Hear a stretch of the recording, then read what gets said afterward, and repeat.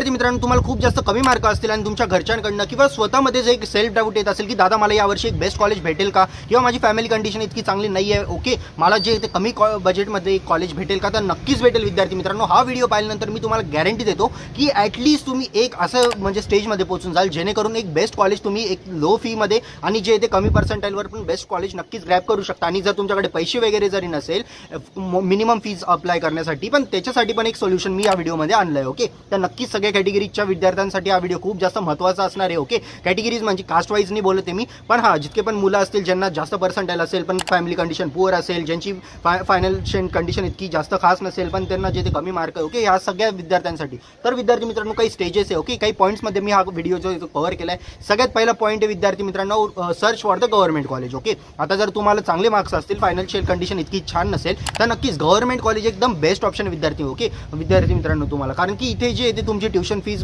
पूर्णपणे जे ते माफ होऊन जाते, गव्हर्नमेंट तुमचा सर्व खर्च वगैरे उचलतो. ओके, आणि तुम्हाला फीज वगैरे लागत नाही, त्यामुळे जे ते खूप जास्त फक्त तुम्हाला नॉमिनल जे काही चार्ज वगैरे असतील, काही ठिकाणी हॉस्टेल्स वगैरे असतील किंवा पीजी राहतील, रूम्स राहतील, मेस राहतील, फक्त एवढा नॉमिनल खर्च तो तर तुम्हाला उचलावाच लागेल विद्यार्थी मित्रांनो. ओके, पण तो बेअर मिनिमम असतो जर कम्पेअर केलं तुम्ही कॉलेजच्या फीजला. ओके, तर नक्कीच एक गव्हर्नमेंट कॉलेज एक बेस्ट ऑप्शन अशा विद्यार्थ्यांसाठी होऊ शकतो ज्यांच्या फायनान्शियल कंडिशन इतकी खास नाही आणि पालक जरी बघत असतील तरी हे पॉईंट तुम्ही नोट डाऊन करून ठेवा. ओके, तर गव्हर्नमेंट कॉलेज सगळ्यात पहिली प्रेफरन्स तुम्ही द्या. ओके, सेकंड ऑप्शन आहे TFWS साठी तुम्ही अप्लाय करा. ओके, तर ही माहिती तुम्हाला जास्त करून जनरली कोणी सांगणार नाही, पण मी तुम्हाला ओपनली सांगतो. ओके, TFWS सीट तुम्ही नक्कीच अप्लाय करा. यामध्ये होतं काय विद्यार्थी मित्रांनो, ट्युशन फीज वेवरेज स्कीम नावाची जी एक स्कीम आपल्या महाराष्ट्र सरकारकडनं जी ती राबवली जाते, यामध्ये 2 ते 3 विद्यार्थी असे घेतात विद्यार्थी मित्रांनो ते की जे TFWS सीटसाठी ॲप्लिकेबल करतात. म्हणजे मल्टिपल स्टुडंट असते, 60 लोकांचे जर इंटेक असेल एक पर्टिक्युलर कॉलेजमध्ये, कम्प्युटर सायन्स DY पाटीलमध्ये जर तुम्हाला घ्यायचं आहे 60चा इंटेक आहे कम्प्युटरसाठी, त्यामध्ये जे ते 2 मुलांना असे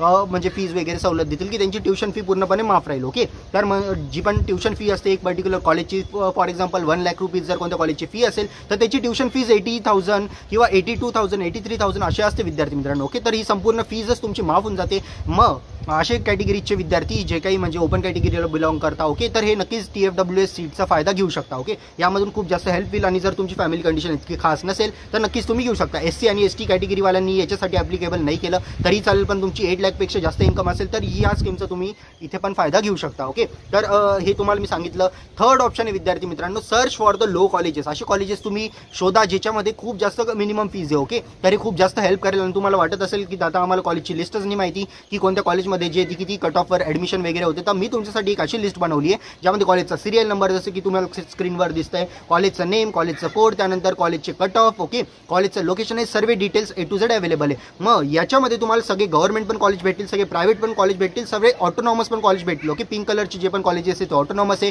येलो कलरच्या शेडमधले कॉलेजेस आहे त्यामध्ये कम्प्युटर सायन्स ब्रांच नाही आहे, आणि गव्हर्नमेंट कॉलेजेस तुम्ही ऑलरेडी बघू शकता नावासहित. ओके विद्यार्थी मित्रांनो, आणि यामध्ये विद्यार्थी मित्रांनो खासियत ही की 99% पासून तर 0% पर्यंतचे म्हणजे 350 कॉलेजेस इन्क्लूड आहे. ओके, सगळे तुम्हाला A to Z कॉलेजेस भेटून जातील महाराष्ट्रामध्ये. तर नक्की PDF डाउनलोड करा. आणि विद्यार्थी मित्रांनो फीज वगैरे ते कॉलेजला तुम्ही तपास करून जे ते कॉलेजची लिस्ट भेटली त्याच्यामध्ये तुम्हाला कॉलेज भेटून जाईल. ओके, या कॉलेजच्या वेबसाईटवर जायचं, कॉलेजला फोन लावायचा आणि फीज वगैरे एकदा घेऊन घ्यायची. जितके पण नॉमिनियन तुम्हाला 10-15 कॉलेजेस टाकायचे आणि थोडी मेहनत घ्या विद्यार्थी मित्रांनो, कारण की सगळेच या दिवसात मेहनत घेत आहे. ओके, तर असं नको होऊन जायला की ॲडमिशन नंतर तुम्ही मेहनत घेणं चालू करेल पण तेव्हापर्यंत वेळ निघून जाईल. ओके, तर नक्की या स्कीमचा फायदा करा. आणि लास्ट पॉईंट ऑफ व्हिडिओ विद्यार्थी मित्रांनो, apply for the scholarship scheme. आता तुम्हाला मी खूप जास्त स्कीम सांगू शकतो विद्यार्थी मित्रांनो. फॉर एक्झाम्पल सगळ्यात मोठी स्कीम जर इथे आपण बघितली विद्यार्थी मित्रांनो तर ती आपली गव्हर्नमेंट जी पण SCBCला स्कॉलरशिप देते 50%, EWS वाल्यांना देते. ओके, तर छत्रपती शाहू संभाजी, ओके ती स्कॉलरशिप आहे. त्याच्यानंतर स्पोर्ट्समॅनशिप स्कॉलरशिप असते बऱ्याचशा विद्यार्थ्यांना. आणि सगळ्यात मोठी स्कॉलरशिप जे तुम्ही बाहेरून अप्लाय करू शकता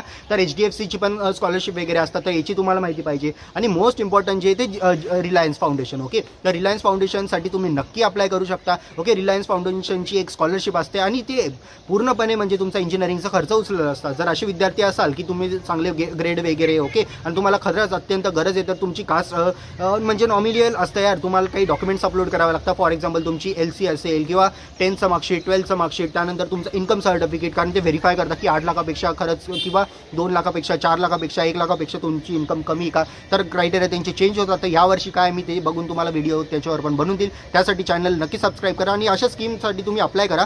माझ्या जस्ट समोर एक फ्रेंड राहतो, त्याला ही स्कॉलरशिप भेटली विद्यार्थी मित्रांनो, आणि त्याला 4 वर्ष इंजिनिअरिंगसाठी जे ते कम्प्लिटली जी पण त्याची फीज होती त्याची कॅटेगरी ओबीसी होती, ओके. आणि त्याला जे ते एक कॉलेजमध्ये ॲडमिशन भेटलं, त्या कॉलेजची फीज 1 लाख रुपीज होती, तर 50,000 याला पे करावी लागत होती. पण त्यांनी स्कॉलरशिपला अप्लाय केलं जिओ रिलायन्स फाउंडेशन, आणि त्यामुळे जे ते त्याला 50,000 रुपीज पर इयर जे ते त्याच्या अकाउंटमध्ये येऊन जातं, ओके. आणि तो डायरेक्टली कॉलेजमध्ये ती फी जमा करून देतो. तर ही तुमच्यासाठी पण एक गुड न्यूज आहे. तर नक्कीच या स्कॉलरशिपसाठी अप्लाय करू शकता, ओके. आणि बस जर काउन्सिलिंगमध्ये एनरोल करायचं असेल तर अशी माहिती आम्ही भरपूरशी जे ते विद्यार्थ्यांना देत राहतो. आपल्या काउन्सिलिंगमध्ये जे पण जोडत असतात विद्यार्थी मित्रांनो, त्यांना सर्वात आधी त्यांना जे ते थोडी प्रायोरिटी द्यावी लागते, कारण की त्यांनी पे केलेलं आहे थोडंसं, ओके. आणि आम्हाला पण त्यांच्यासाठी करावं लागतं. तर फ्री ऑफ कॉस्ट जे ते यूट्यूबवर माहिती मी त्यानंतर नक्कीच देईल. पण जर तुम्हाला वाटत असेल की अशा स्कीम तुमच्यापासून म्हणजे स्किप नको व्हायला आणि कॉलेजची लिस्ट मी स्वतः बनवून देऊ तुम्हाला, तर नक्कीच तुम्ही जे ते काउन्सिलिंगमध्ये एनरोल करा. फक्त 799 रुपीज कॉस्ट यायची, A to Z प्रोसेस जी ती तुमची कव्हर होऊन जाईल, ओके. आम्ही गॅरंटी घेतो की तुम्हाला एक ना एक कॉलेज नक्कीच तुमच्या पर्सेंटाईलवर लावून देऊ.